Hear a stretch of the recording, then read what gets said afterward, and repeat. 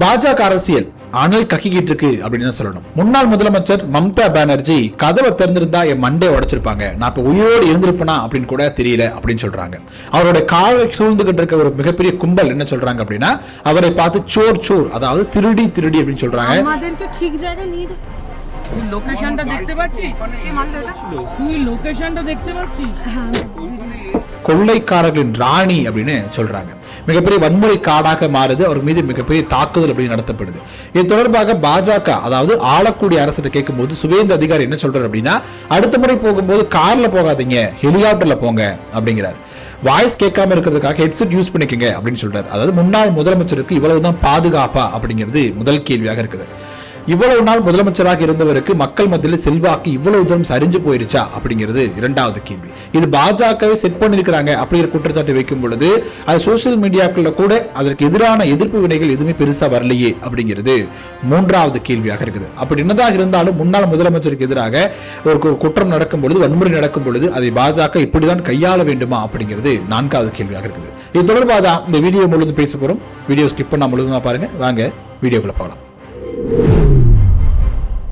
வணக்கம் மக்களே, நான் உங்கள் மது கோபாசையிலிருந்து. முன்னாடியே சொன்னது மாதிரி மேற்கு வங்க அரசியல் அப்படிங்கிறது மற்ற மாநிலங்களை விட முற்றிலும் வேறுபட்டதாக ரொம்ப ஆக்ரோஷமான ஒரு மோதலாக போயிட்டு இருக்கு பாஜகவுக்கும் டிஎம்சிக்கும் இடையே. அந்த ரிசல்ட் வந்ததுக்கு அப்புறமே டிஎம்சி அப்படிங்கிறது 2-3 கூட சிதைஞ்சு போயிருச்சு அப்படின்னு சொல்லலாம். எதிர்க்கட்சி தலைவராக மம்தா அறிவிக்கப்படாத ஒரு நபர் வந்து உட்கார்ந்துருக்கிறாரு.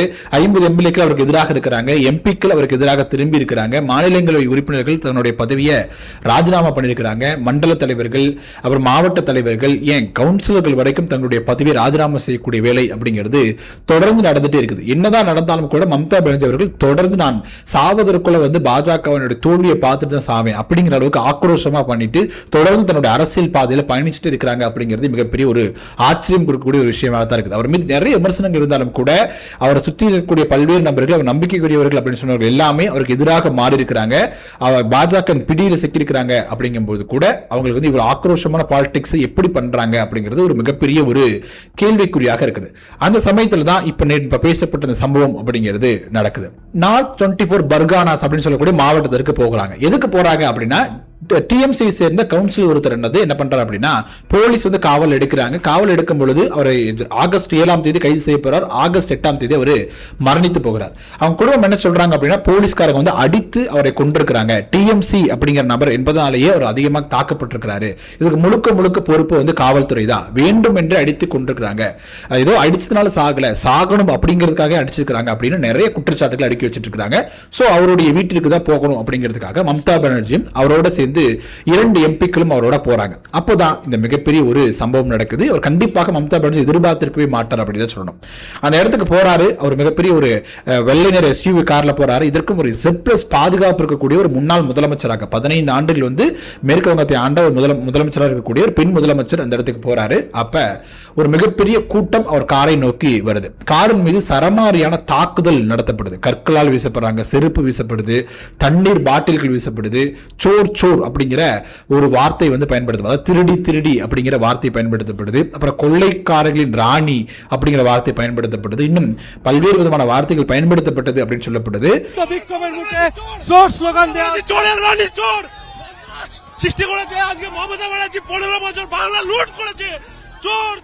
ব্যাপক উত্তেজনা এই মুহূর্তে আমরা দেখতে পাচ্ছি খালি শহরের ভুটবাগান এলাকায়। அவரை மீட் பண்ண கூட அவர் விடல. அவருடைய டோர் திறந்துருந்துச்சு அப்படின்னா என் மீது வந்து செங்கக்கலை போட்டிருப்பாங்க, என் தலைவர் தாக்கப்பட்டிருக்கும், நான் உயிரோடு இருந்திருப்பானே தெரியல அப்படிங்கிற மாதிரி மம்தா பானர்ஜி அவர்கள் பேசுறாங்க. இது வந்து ஒரு செட் செய்யப்பட்ட ஒரு விஷயம் தான். பாஜக வேண்டும் என்றே பண்ணிட்டு இருக்காங்க. நான் எனக்கு வந்து Z+ செக்யூரிட்டி இருக்குது, அப்படி இருந்தும் கூட காவல்துறை வந்து எனக்கு தகுந்த பாதுகாப்பு கொடுக்கல, நான் இங்க வரேன் அப்படின்னு முன்னாடி அறிவிச்சிருக்கிறேன், அப்படி இருந்தும் கூட இங்க காவல்துறையினரே இல்லை, என்னை பாதுகாப்பதற்கான காவல்துறை இங்க சரியான அளவுக்கு போடப்படல அப்படிங்கிற மாதிரி குற்றச்சாட்டை தொடர்ந்து அடுக்கிக்கிட்டே போறாங்க. অসভ্য গালিগালাজ এবং এত বড় বড় ইট মেরেছে। আপনারা গাড়িটা দেখুন, পুরো গাড়িতে ইট মারতে মারতে আমাদের এসেছি আমরা। இப்போதும் தன்னுடைய எதிர்க்கு இருக்கக்கூடிய குற்றவாளியாக இதுக்கு முழு பொறுப்பும் பாஜக மட்டும்தான், மக்களின் மீது கோபமாக இல்லை அப்படிங்கிற ஒரு பார்வையை முன் வச்சு தன்னுடைய குற்றச்சாட்டுகளை அடிக்கிறாங்க. அதே நேரத்தில் இந்த பக்கம் எதிர்த்திருக்கக்கூடிய பாஜக என்ன சொல்றாங்க அப்படின்னா, முதலமைச்சராக சுவேந்த அதிகாரி, நீங்கள் 15 ஆண்டுகள் ஆட்சியில் இருந்தீங்க, 15 ஆண்டு ஊழல் மட்டும்தான் செஞ்சீங்க, அதற்கு விலையாகத்தான் இப்ப நீங்க வந்து மக்கள்கிட்ட வந்து இந்த சோர் சோறு அப்படிங்கிற கோஷத்தையோ கொள்ளைக்காரர்கள் ராணி அப்படிங்கிற கோஷத்தை கேட்க வேண்டியதாக இருக்குது, நீங்கள் செஞ்ச தப்புக்கு இப்ப பிராயச்சித்தம் தேடிட்டு இருக்கீங்க அப்படிங்கிற மாதிரியான பதிலை கொடுக்குறாங்க. அடுத்த முறை போகும்போது கார்ல எல்லாம் போகாதீங்க, ஹெலிகாப்டர்ல போங்க, அடுத்த முறை போகும்பொழுது ஹெட்செட் யூஸ் பண்ணிக்கோங்க, அவங்க கத்துறது உங்களுக்கு எதுவும் கேட்காது அப்படிங்கிற மாதிரி தோணியில பேசுறாரு. அந்த ஒரு இடத்துல வந்து பாஜக கொடி எங்குமே பயன்படுத்தப்படல, பாஜகவை சேர்ந்தவர்கள் யாருமே அந்த கூட்டத்துக்குள்ள இல்ல, அவங்க இருக்க எல்லாருமே பொதுமக்கள் தான். பொதுமக்கள் மம்தா பானர்ஜி மீது கோபத்தை காட்டியிருக்கிறாங்க. அவர்கள் இந்த 15 ஆண்டு காலம் பெற்ற அந்த இன்னல்களுக்கெல்லாம் பதில் தெரியணும் அப்படிங்கிறதுக்காக அவருடைய ஆதங்கத்தை கொட்டிருக்கிறாங்களே ஒழிய அது பாஜகவினுடைய சதி கிடையாது.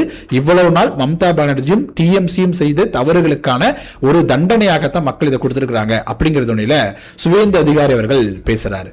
இது தொடர்ந்து ஒரு முக்கியமான ஒரு விஷயம் அப்படிங்கிறது நடக்குது, மிகப்பெரிய ட்விஸ்ட் அப்படின்னு கூட சொல்லலாம். என்ன நடக்குது அப்படின்னா, இறந்து போறாரு இல்லையா டிஎம்சி சேர்ந்த ஒரு நபர், அவரோட சகோதரர் வந்து ஒரு பேட்டி கொடுக்குறாரு. என்ன சொல்றாரு அப்படின்னா, வெளிப்படையாகவே அறிவிக்கிறார், நாங்க வந்து மம்தா பானர்ஜியை இன்வைட் பண்ணவே இல்லை, எங்க வீட்டுக்கு வாங்க எங்களுக்கு ஆதரவு சொல்லுங்க அப்படின்னு எதுவுமே சொல்ல, நாங்க அட்மினிஸ்ட்ரேஷன் நம்புறோம், காவல்துறை நம்புறோம், அவங்க எனக்கு நல்லது செய்வாங்கன்னு நினைக்கிறோம் அப்படிங்கிற மாதிரி வெளிப்படையாகவே ஒரு பேட்டி கொடுக்கிறார். இது ஒரு தரப்பு வந்து மிரட்டி இது மாதிரி பேட்டி கொடுக்கப்பட்டிருக்கிறாங்க அப்படிங்கிற மாதிரியும் சொல்றாங்க. இன்னொரு பக்கம் மம்தா பானர்ஜியோடு இருப்பதனால அந்த ஆபத்து இருக்கும் அப்படின்னு உணர்ந்தே அவங்க வந்து இப்படி பேட்டி கொடுக்குறாங்க அப்படிங்கிற மாதிரி இரண்டு பேரான பார்வையை வச்சுட்டு இருக்காங்க. இன்னொரு பக்கம் வந்து பாத்தீங்க அப்படின்னா பாஜகவின் மற்றொரு குரல் என்ன சொல்லுது அப்படின்னு கேட்டீங்கன்னா, பெண்கள் மீது தாக்குதல் நடத்துவது மிகப்பெரிய கண்டனத்துக்குரியது, அந்த தாக்குதல் நடத்துவர்கள் மீது சட்டப்படி நடவடிக்கை எடுக்கப்படும் அப்படின்னு சொல்றாங்க.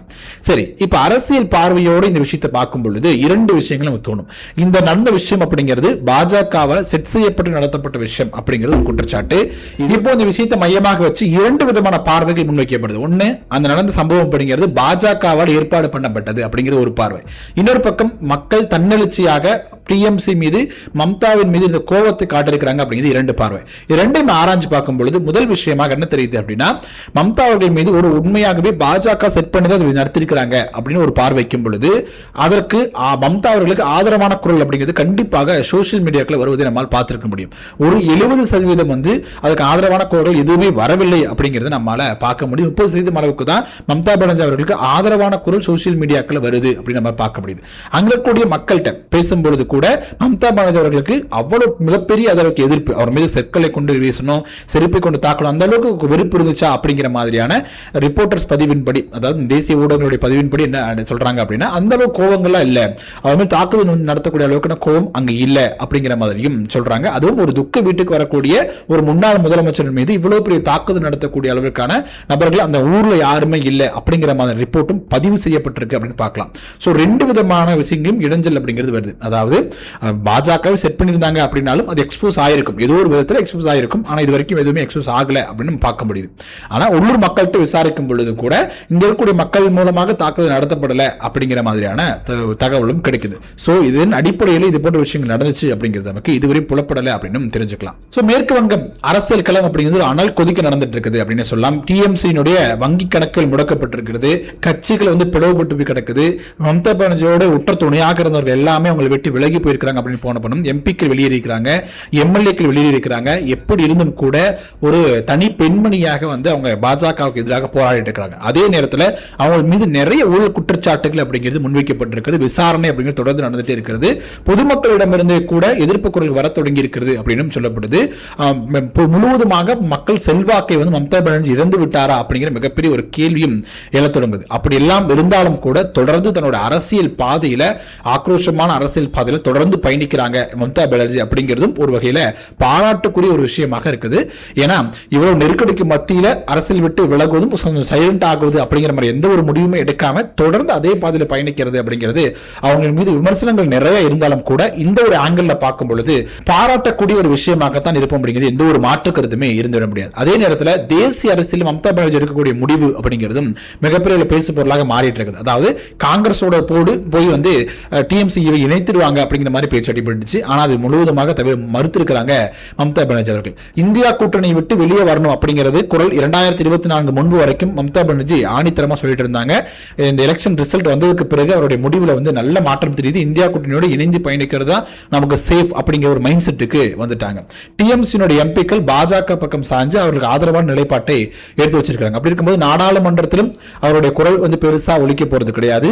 மேற்கு வங்கத்தினுடைய சட்டமன்றத்திலும் அவருடைய குரல் அப்படிங்கிறது அவ்வளவு அவ்வளவு ஆணித்தரமாக ஒழிக்கல அப்படிங்கிறது அவருக்கு மிகப்பெரிய ஒரு பின்னடைவாக பார்க்கப்படுது. இப்ப அடுத்து வரக்கூடிய நாடாளுமன்ற தேர்தலில் டிஎம்சி அப்படிங்கிற கட்சி யாரின் கீழ் செயல்பட போகுது அப்படிங்கிற மிகப்பெரிய ஒரு கேள்வி இருக்குது. மம்தா பானர்ஜி தான் டிஎம்சி முகமாக இருக்கிறார். அந்த கட்சியை உருவாக்கியவர் அவர் தான். அந்த கட்சி ஆட்சி கட்டில் அமர வச்சது அவர் தான். அவருக்கு நிறைய போராட்டங்களை பண்ணிருக்கிறாரு, சிறை சென்றிருக்கிறாரு, பல்வேறு பேச்சுக்களை கேட்டிருக்கிறார். அப்படி இருக்கும் பொழுது அவர் இல்லாம டிஎம்சி என்ற கட்சி தனியாக இயங்கும் பொழுது அது மிகப்பெரிய வெற்றி சமாளிக்க பெற முடியாது. அதே நேரத்தில் டிஎம்சி அப்படிங்கிற மிகப்பெரிய கட்டமைப்பு கொண்ட கட்சி மம்தாவிடம் இல்லை அப்படிங்கும் போது மம்தாவோட ஃபேஸ் மட்டும் வச்சுக்கிட்டு மீண்டும் ஒரு கட்டமைப்பை உருவாக்க முடியுமா அப்படிங்கிற மிகப்பெரிய ஒரு கேள்வியும் இருக்குது. ஸோ மேற்கு வங்கத்தை பொறுத்த வரைக்கும் ஆளும் கட்சி எதிர்கட்சி, அப்படி எதிர்கட்சி அதாவது சட்டமன்றத்தில் இருக்கக்கூடிய எதிர்கட்சி இருக்காங்க இல்லையா, ரெண்டுமே பாஜகவினுடைய சார்பு நிலை கொண்டவர்களாக இருக்கிறாங்க. அப்படிங்கும் போது மேற்கு வங்க அரசியல் அப்படிங்கிறது ஒன் சைட் பாலிடிக்ஸாக இருக்குமோ அப்படிங்கிற மிகப்பெரிய ஒரு அச்சமும் அரசியல் விமர்சகர்களிடையே எழ தொடங்கி இருக்குது. ஆக்கப்பூர்வமான எதிர்க்கட்சியாக செயல்படும் பொழுதுதான் அந்த ஆளும் கட்சி செய்யக்கூடிய தவறுகளை தொடர்ந்து சுட்டிக்காட்ட முடியும். எதிர்க்கட்சியும் ஆளும் கட்சியும் ஒரே பாதையில் பயணிக்கும் பொழுது சரியாக இருக்காது அப்படிங்கிற ஒரு பார்வையும் முன்வைக்கிறாங்க. ஓகே மக்கள், நம்ம வீடியோவோட இறுதி பகுதிக்கு வந்துட்டோம். ரொம்ப நாளைக்கு அப்புறம் மேற்கு வங்க அரசியல் தொடர்பான ஒரு வீடியோ அப்படிங்கிறது கோப்பாசையில நீங்க பார்த்திருக்கீங்க. இது தொடர்பான உங்களுக்கு கருத்துக்கள் என்ன அப்படிங்கிறத கமெண்ட் செக்ஷன் சொல்லுங்க. வீடியோ பிடிச்சிச்சு அப்படின்னா லைக் பண்ணுங்க, ஷேர் பண்ணுங்க, கோப்பாஸ் யூடியூப் சேனலை சப்ஸ்கிரைப் பண்ணிக்கோங்க. தொடர்ந்து பேசுவோம். நன்றி.